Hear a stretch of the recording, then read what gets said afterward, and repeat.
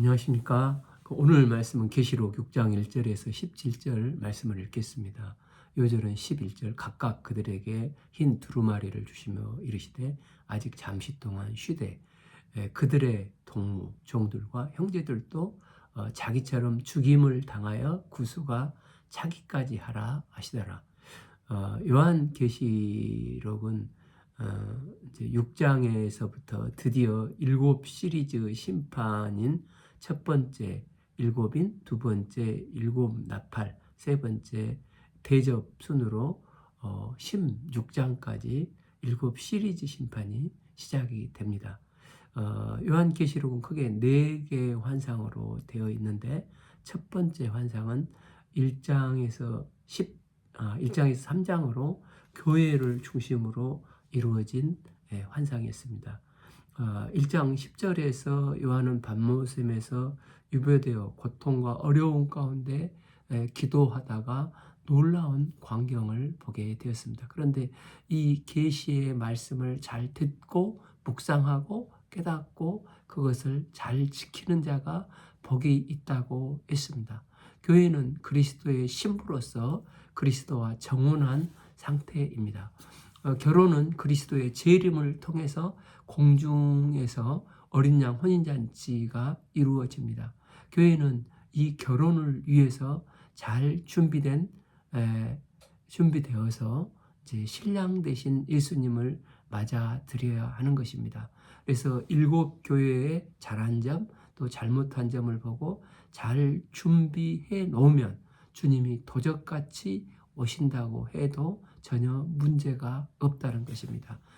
두 번째 환상은 이제 4장 2절부터 16장까지 7 시리즈 이제 환상인데 이 계시록에서 제일 까다롭고 이해하기 어려운 부분이라고 할 수 있습니다. 하나님은 각 교회에게 장차 영광스러운 하나님 나라의 예배가 어떤 것인지를 요한을 통해서 미리 계시의 말씀으로 보여주고 있습니다. 특별히 지난 4장은 성부 하나님에 관한 것이었습니다. 창조주이신 성부 하나님은 4장 11절을 보면 24장로들이 우리 주 하나님이여 영광과 존귀와 권능을 받으시는 것이 합당하시오니 주께서 만물을 지으신지라 만물이 주의 뜻대로 있었고 또 지으심을 받았나이다 하고 성부 하나님을 찬양합니다. 그 다음 이제 5장에서 찬양의 대상은 성부 예수님이십니다. 예수님은 일찍 죽임을 당한 것 같더라. 예수님은 우리 죄를 위해서 죽임 당하시고 부활하사 지금 하나님 보좌의 우편에 앉아 계십니다. 예수님은 인간의 연약한 육신을 입고 성육신 하셨고 우리를 채우라신 분이십니다.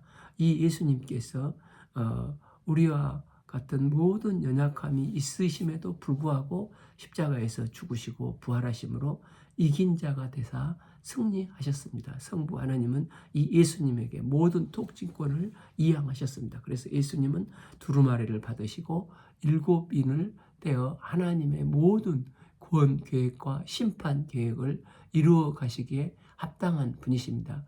이 성자 예수님은 찬송과 예배 받으시기에 합당한 분이십니다. 그렇게 성부 하나님, 성자 예수님이 일을 하실 때 옆에서 도와주시는 7 영이신 성령 하나님, 즉 삼위일체 하나님은 우리 모두의 예배와 찬송을 받으시기에 합당하신 분이십니다. 이제 6장 1절에서 내가 보면 어린 양이 7인 중에 하나를 떼시는데 그때는 그때 내가 들으니 네 생물 중에 하나가 우레소리 같이 말하되 오라 하기로. 레위기를 보면 사람들이 죄를 지으면 대신해서 죽는 어린 양이 있습니다. 그래서 세례 요한도 이 예수님을 보자마자 요한복음 21장 29절에서 보라 세상 죄를 지고 가는 하나님의 어린 양이로다라고 외쳤습니다. 죄 지은 나를 용서하려면 예수님도 우리와 똑같은 육신을 입고 오셔서 그 죄를 이기시고 죽으셔야 죄값을 온전히 치르실 수가 있습니다. 그래서 레위기에서 그 제물은 점도 흠도 티도 없는 부정한 것이 전혀 없는 제물로서 그래야 제물로서 자격이 있는데, 예수님은 죄가 전혀 오염되지 않으시고 하나님의 어린 양 희생제물이 되셔서 이 죄를 이기신 것이십니다. 예수님이 이런 분이시기에 인간의 모든 역사를 통치하실 자격이 있으신 분이 되시는 것입니다. 세상 어느 누구도 하나님의 인봉을 떼내올 수 있는 자격을 가진 자가 이 예수 그리스도 외에는 없다는 것입니다. 그런데 일곱인을 떼면서 여러 가지 이제 현상들이 시리즈로 나타나기 시작하는데, 이것을 일종의 말세의 현상들로 드디어 하나님의 심판의 때가 오는구나 하는 사인이요, 징조가 되는 것입니다. 징조는 일이 확실히 일어날 것이라 했는데 이를 안 믿으면은 이 징조를 보여주십니다. 예를 들어서 사사기 6장 10절에서 미디안 적들이 이스라엘을 유린할 때 하나님께서 기드온에게 나타나셔서 내가 너를 도와 이기게 해주겠다고 했습니다. 그런데 기드온이 볼 때 이건 아무리 봐도 불가능할 것 같았습니다. 그래서 하나님, 내가 이긴다는 징조를 보여주십시오 하면서 요구한 게 양털 가죽을 펴놓고 여기만 이슬이 내리게 해주세요 했더니 여기만 내렸습니다. 또 한 번으로는 여전히 갸우뚱하여서 이제 여기만 빼고 이슬을 내게 해주십시오 했더니 또 그렇게 되었습니다. 이것은 앞으로 적들과 싸워 분명히 기드온이 이긴다는 징조를 보여주신 것입니다. 그러니 일곱인을 떼면서 여러 가지 현상들이 나타난 이 현상들이 그냥 있는 게 아니라 이제 종말이 눈앞에 왔다는 것을 알라는 징조가 되는 것입니다. 마태복음 24장에서 그 종말의 말씀을 하시면서 예수님은 태어나시기 전부터 원래 그 이제 이두메인인 헤롯이 유대인들의 환심을 사려고 옛날 몇백 년 전에 학계 스가랴 때 지었던 낡고 한심한 성전을 멋있게 지어줘야 하겠다 해서 성전을 짓기 시작해서 예수님이 공생에 시작할 쯤에 36년이 넘게 어마어마한 성전을 거의 완성해 가고 있었습니다. 이를 본 제자들이 성전을 보면서 선생님이여, 이 건물들이 어떠하며 참으로 대단합니다 했습니다. 그러니까 예수님께서 이제 24장 2절에서 돌 하나도 돌 위에 남지 않고 다 무너뜨리라 말씀하셨습니다. 이에 제자들이 정용이 묻기를 어느 때 이런 일이 있겠사 하며 또 주의 임하심과 세상 끝에는 무슨 징조가 있으리오리까 징조를 묻습니다. 그래서 일곱인이 떼어지는 것은 하나님의 정말 재림이 가까웠다는 것입니다. 마치 몸에 전조 현상이 있을 때 이걸 무시하고 치료치 않으면 큰 뇌경색을 앓듯이 성도는 그리스도의 신부로서 준비를 지금까지 잘못하고 있었다 할지라도 이 징조의 사인이 탁 오면은 이제라도 정신 차리고 그리스도의 신부로서 잘 준비되어야 한다는 것입니다. 일비 내가 들으니 내 생물 중에 하나가 우레소리 같이 말하되 오라 하기로. 하나님이 환난을 허락하신 것은 우리를 멸망에 이르게 함이 아니라 우리를 구원하기 위함이십니다. 그러므로 구원의 인을 떼실 때마다 내 생물 천사가 오라 오라 돌이키도록 크게 외치고 있는 것입니다. 이에 내가 보니 흰 말이 있는데 그 탄 자가 활을 가졌고 면류관을 받고 나가서 이기고 또 이기려고 하더라. 이 첫 번째 인을 떼니 흰 말이 등장하게 됩니다. 로마 군이 승리하면 성대한 개선 퍼레이드를 했지 않습니까? 그때 총사령관 장군은 흰말을 타고 개선을 합니다. 그래서 이 흰말은 승리의 상징이고 또 말과 화살은 전쟁을 상징합니다. 이기고 또 이기려더라 하면 계속적인 승리를 하려고 한다는 것입니다. 이기는 자, 예수님은 왕관을 쓴 백마타이신 분으로 그 입에서 말씀의 검이 나오는 분으로 영과 혼과 혼을 깨는 날쌘 검으로 만국을 다스리시는 이기는 자이십니다. 그런데 여기서 흰말 타는 자는 맞는데 말씀의 검이 아니라 활을 가졌다는 것입니다. 이 활은 재난을 가져오는 사람을 상징합니다.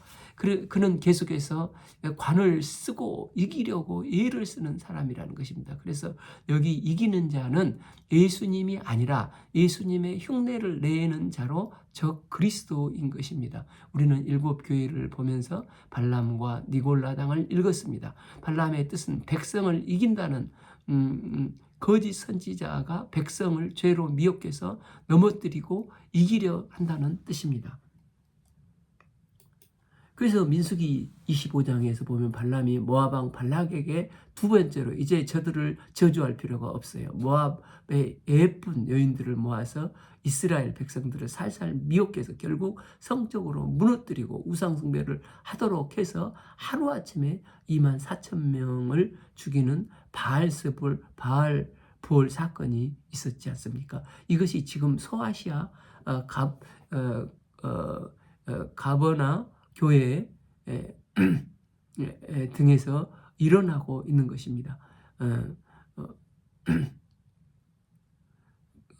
너희들이 예수 믿고 용서받고 구원받았으니 이제 너희들은 암만 죄를 지어도 괜찮으니 실컷 죄 짓고 마음대로 육신대로 살아도 괜찮다. 사람들은 세상 쾌락으로 영지주의자들은 이들을 끌어들인다는 것입니다. 그러다 보니까 교회 성도들이 신부로서 깨어 주님을 맞이할 준비를 해야 하는데 경각심을 상실하고 세상과 똑같이 아니면 더 죄악대로 살아가 버림으로 그러면 사탄이 이겨버린다는 것입니다. 사탄은 우는 사자처럼 누가 어리버리하고 혼미한 자인가, 말씀 없이 지식 없이 적당히 넘어간지 그런 사람을 찾아 삼켜버리는 것입니다. 또한 광명의 천사로 나타나서 이적과 능력을 행하며 홀딱 넘어가게 유혹을 하는 것입니다. 이게 사탄이 하나님 백성을 이기게 하는 것입니다. 그러면 우리는 의아하게 생각하며 왜 하나님은 하나님의 백성들을 이기는 것을 용납하지 하고 당혹스러워할 때가 있습니다. 데살로니가 후서 2장 11절 이러므로 하나님이 미혹의 역사를 그들에게 보내사 거짓을 믿게 하심은 12 진리를 믿지 않고 불의를 쫓아하는 모든 자들로 하여금 심판을 받게 하려 하심이라. 하나님은 때로는 미혹의 역사를 세상에 보낸다는 것입니다. 미혹하는 것은 사탄이지만 이를 허락하시는 이는 욥기에서도 봤듯이 하나님은 때로는 미혹하는 자들의 하나님의 백성을 이길 수 있는 경우도 있게끔 허용을 하신다는 것입니다. 우리는 그 신명기 13장 1절에서 3절을 보면 너희 중에 선지자나 꿈꾸는 자가 일어나서 이적과 기사를 내게 보이려고 그러면서 뭐라고 이제 미혹을 하냐면 너희가 알지 못하는 다른 신을 우리가 따라 섬기자라고 미혹을 거짓 선지자들이 하는 것입니다. 그러면서 그들은 물이 피가 된다는 기적을 행하면서 능력은 내가 믿는 신이 주는 거야. 너도 한번 믿어볼래? 미혹을 하는 것입니다. 하나님은 때로는 이 거짓 선지자나 적 그리스도에게 능력의 행함을 허용을 합니다. 그 이유는 진짜 하나님의 백성들이 하나님을 사랑하느냐 아니면 이적을 사랑하느냐 이것을 보고 싶어 하시는 것입니다. 그래서 신명기 13장 3절 너는 그 선지자나 꿈꾸는 자의 말을 청종하지 말라. 이는 너희의 하나님 여호와께서 너희가 마음을 다하고 뜻을 다하여 너희 하나님 여호와를 사랑하는 여부를 알려하사 너희를 시험하심이라 했습니다. 그래서 미혹의 바람을 일으키다 보면 누가 하나님을 진정 사랑하는지 누가 거짓을 좋아하는지 하나님을 빙자해서 이것을 테스트 하기 위해서 적 그리스도들은 돈과 명예, 쾌락, 병 등을 통해서 한번 미혹의 바람을 확 불게 하는 것입니다. 이게 첫째 인을 떼었을 때 벌어지는 현상이라는 것입니다. 흰말이 나타나서 하나님의 백성들을 미혹해서 이기려고 하는 것입니다. 요즘 신천지가 알레고리, 가짜 복음을 만들어서 집요하게 미혹을 합니다. 그래서 베드로전서 5장 8절에서 말씀한 것처럼 근신하고 깨어있고 정신 바짝 차려야 하는 것입니다. 그렇지 않으면 누구나 미혹되기 쉽다는 것입니다. 예수님이 승천하시고 나서 니골라당이 있었다는 것은 7인이 이미 떼어지기 시작했다는 것입니다. 이 7인의 화살표는 길게 또 얇게 가니까 주님 승천하신 다음부터 우리 주님 재림하실 때까지 이 미혹은 계속되고 있는 것입니다. 이미 7인 가운데 첫 번째 인은 떼어진 것입니다. 3. 둘째 인을 떼실 때 내가 들으니 둘째 생물이 말하되 오라 하니 4. 이에 다른 붉은 말이 나오더라. 그 탄자가 허락을 받아 땅에서 화평을 제압하여 버리고 서로 죽이게 하고 또 큰 칼을 받았더라.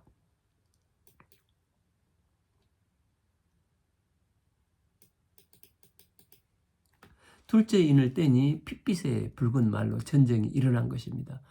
마태복음 24장 6절에서 7절을 보면 난리와 난리가 민족과 민족이 나라가 나라를 대적하여 전쟁과 테러가 일어나겠고 일어난다는 것입니다. 지금까지 세계 역사를 보면 전쟁의 역사라 할 수 있습니다. 구약 시대도 애굽, 아수르, 바벨론, 페르시아, 그리스, 로마 대제국들이 결국 전쟁으로 다 무너졌습니다. 또 이슬람권이 일어나 전쟁을 하고 또 1900년대에서 1차, 2차 세계대전이 일어나기까지 중국 안에서도 수없는 전쟁이 발생했고 우리 한반도에서도 고구려 신라 백제부터 전쟁부터 6.25에 이르기까지 세계 역사는 한마디로 끊임없는 전쟁의 역사입니다. 전쟁과 분쟁은 끝이 없고 계속되고 있고 지금 이 시간도 우크라이나 전쟁으로 수많은 사람이 죽고 죽이는 일이 현재도 여전히 붉은 말이 핏빛을 뿌리며 진행 중이라는 것입니다. 셋째, 인을 뗄 때 5. 내가 들으니 셋째 생물이 말하되 오라 하기로 내가 보니 검은 말이 나오는데 그 탄자가 손에 저울을 가졌더라. 6. 내가 내 생물 사이로 나는 듯한 음성을 들으니 이르되 한 데나리온에 빌 한 대요 한 데나리온에 보리 썩대로다.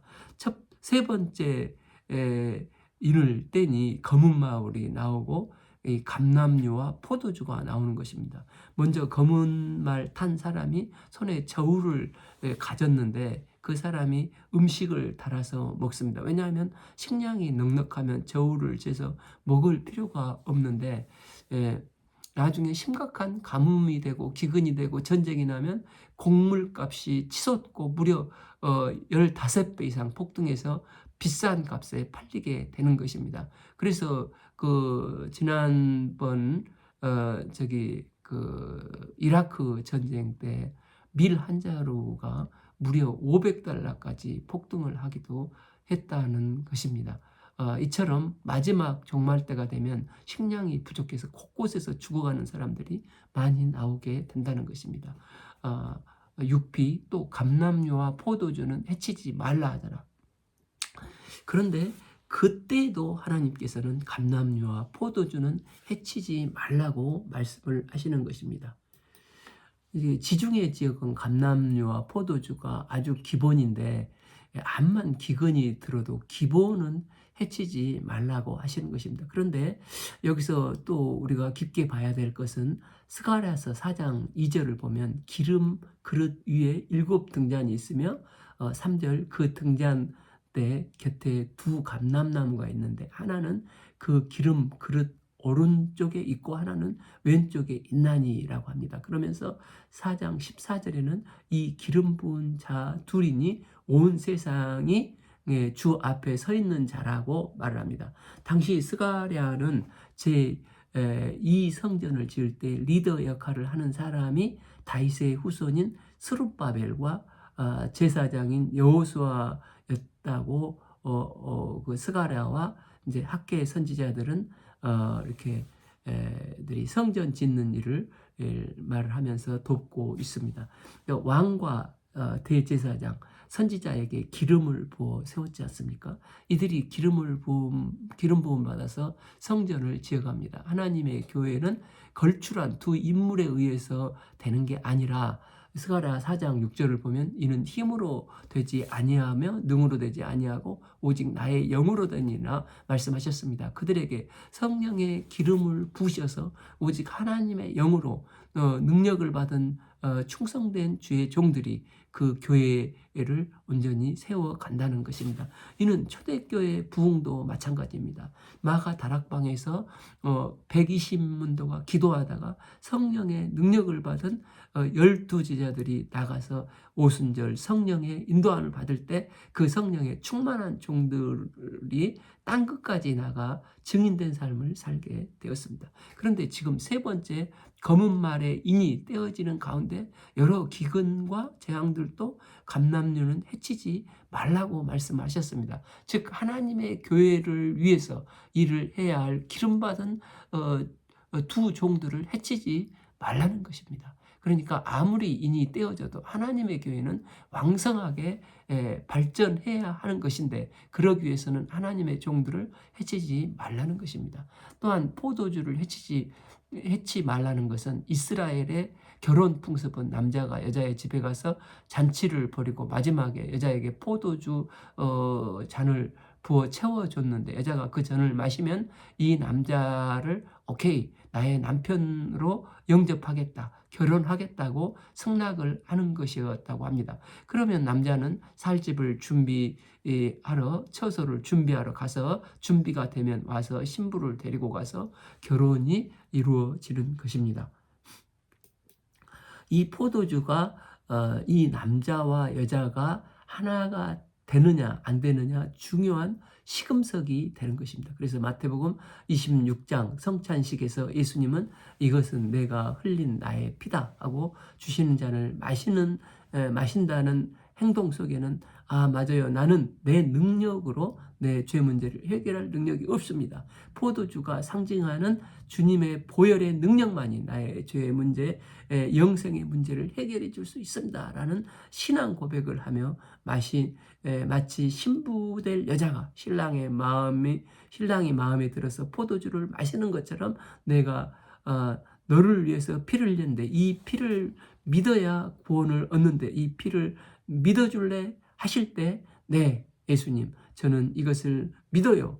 이것을 받는 순간 나는 주님과 정혼을 하게 되는 것입니다. 그래서 이 약혼 되어야 할 때 포도주 잔이 계속 필요하는 것입니다. 이는 주의 복음이 계속해서 증거되어야 받아 마시는 일이 계속 생길 수 있게 되는 것입니다. 이를 위해서 아무리 인이 떼어지면서 기근과 재앙, 전쟁이 벌어지지만 주의 복음이 증거되어지는 일이 결코 중단되어서는 안 된다는 것입니다. 그래서 감람류와 포도주를 해치지 말라. 이것은 단순하게 나와 있지만 여러 재앙이 일어나고 아무리 환란이 많아도 주의 복음은 증거되어야 한다는 것입니다. 그래서 마지막 재림에 대해서 말씀하셨던 예수님께서 마태복음 24장 14절에서 이 천국 복음이 모든 민족에게 증언되기 위하여 온 세상에 전파되리니 그제야 끝이 오리라 말씀하셨습니다. 그래서 아무리 환난과 핍박이 있어도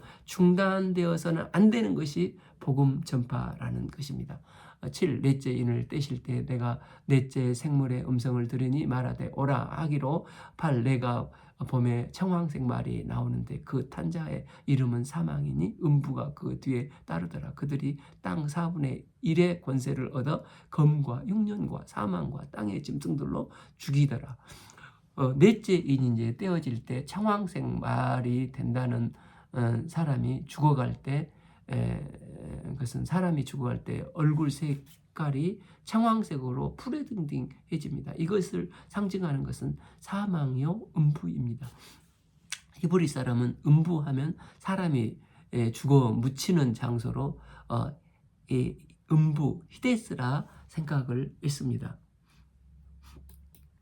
그런데 넷째 인이 떼어질 때 얼마나 많은 사람이 죽습니까? 전쟁, 기근 등으로 이 땅에 4분의 1이 죽었다는 것입니다. 지난번에 이제 예를 들었듯이 80억이라면 20억이 죽는다는 것입니다. 8장에 또 나중에 가면 그 중에서 3분의 1, 즉 또 억이 죽기 때문에 이제 40억이 죽고 40억이 남게 되는 것입니다. 또한 16장으로 가면 온 땅에 이런 현상들이 나타나서 그 재난에 보면은 어마어마하게 더욱 강력해지는 것입니다. 그래서 이제 첫 번째에서 네 번째 인을 떼는 것은 서로 긴밀하게 연결이 되었습니다. 1번의 미혹과 2번 전쟁, 3번 기근, 4번 죽음이 일어나면 살기 어려워질 때 사탄은 내가 너에게 돈 줄게, 경제적인 혜택을 줄게 하면서 신용카드를 줄게. 그러나 너 예수 믿으면 이런 경제적인 아무런 혜택을 못 받아 하면은 얼마나 살기 힘들어지겠습니까? 그러면 예수고 뭐고 다 먹고 살아야지 하면서 배교하는 사람들이 생긴다는 것입니다. 그러면서 전쟁이 나고 기근이 나면 사람들이 많이 죽고 사망까지 연결이 되는 것입니다. 그래서 어느 게 먼저다 나중이다 말하기 힘들 정도인 것입니다. 그런데 지금 세상을 보면 이 말세지 말에 도처에 뭐 신천지, 통일교, 구원파들이 미혹을 하는 일, 또 중동과 우크라이나 전쟁이 벌어지는 일, 또 이디오피아나 아프리카 등에는 여전히 기근으로 수없이 죽어가고 있고, 이 첫 번째, 네 번째 인은 이미 떼어져서 진행 중에 있는 것입니다. 다섯 번째 인을 떼실 때 내가 보니 하나님의 말씀과 그들이 가진 증거로 말미암아 죽임을 당한 영혼들이 제단 아래에 있어. 우리가 알다시피 예수님께서 승천하신 후 지금 초대교회는 12사도 중에 사도 요한 빼고는 다 죽거나 순교를 했습니다. 그리고 초대교회에서 서머나교회 폴리캅은 또 순교를 했고, 또 버가교회 안디바 이 사람도 불에 타서 순교를 했고, 또 카타곰에 끌려 나와서 죽임당한 사람들이 수많은 사람들이 있었습니다. 죽임을 당한 영혼들은 꼭 순교자들만이 아니라 어쨌든 진리를 지키기 위해서 주님의 말씀 안에 거하기 위해서 믿음의 삶을 살다가 죽은 사람들을 말하는데, 이 첫 번째 드려진 제물이 십자가의 이제 예수님이십니다. 그 이후에 제물이 된 이 영혼들이 하나님 예수님 보좌에 다 있는 것입니다. 그런데 이들이 주님 제단에서 이렇게 말을 합니다. 큰 소리로 불러 이르되 거룩하고 참되신 대주제여, 역사를 주관하시고 통치하시는 대주제여 하면서 대재판장이신 예수님께 신원하는 마음으로 이 땅에 거하는 자들을 심판해서 우리의 피를 갚아주시지 아니하시기를 어느 때까지 하시려 하나이까 하고 탄원을 하고 있는 것입니다. 그들이 심판을 촉구하는 이유는 무슨 악한 감정이 아니라 공의롭고 정의로우신 하나님의 공의가 하루빨리 이루어지고 이를 위해 심판을 하셔서 돌이키도록 하라는 호소입니다. 이때 주님께서 뭐라고 말씀하십니까? 10일 각각 그들에게 흰 두루마리기를 주시며 이르되 아직 잠시 동안 쉬되 그들의 동무종들과 형제들도 자기처럼 죽임을 당하여 그 수가 차기까지 하라 하시더라.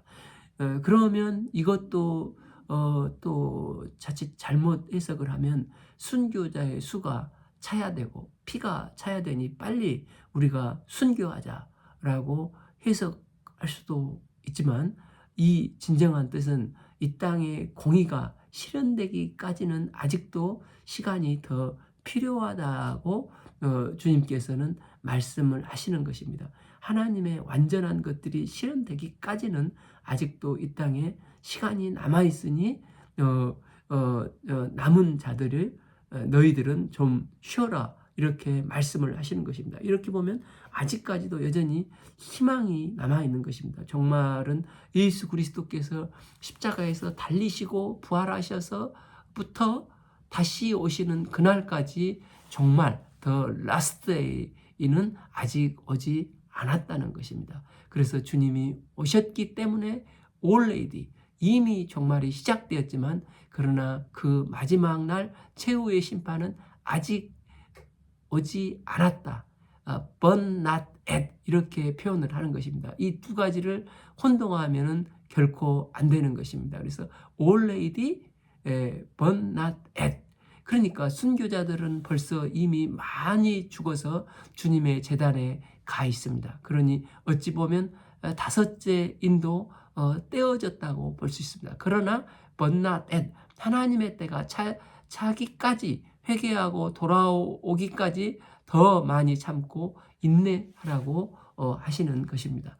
12. 내가 보니 여섯째 인을 떼실 때 큰 지진이 나며 해가 검은 털로 짠 상복같이 검어지고 달은 온통 피같이 되며 13. 하늘의 별들이 무화과 나무가 대풍에 흔들려 설익은 열매가 떨어지는 것 같이 땅에 떨어지며 14. 하늘은 두루마리가 말리는 것 같이 떠나가고 각 산과 섬이 제자리에 옮겨지며 즉 여섯째 인을 떼실 때는 큰 지진까지 일어나고 해, 달, 별이 떨어지는 대지진, 엄청난 재앙이 일어나게 된다는 것입니다.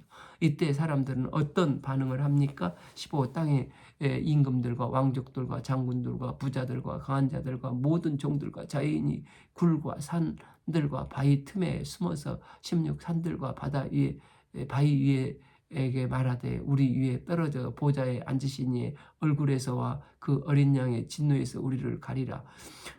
17. 그들의 진노의 큰 날이 이르니 누가 능히 서리요 하더라. 차라리 산들과 바위가 우리 위에 떨어져서 그 어린 양의 공의의 진노의 심판에서 우리를 가려달라고 말을 하는 것입니다.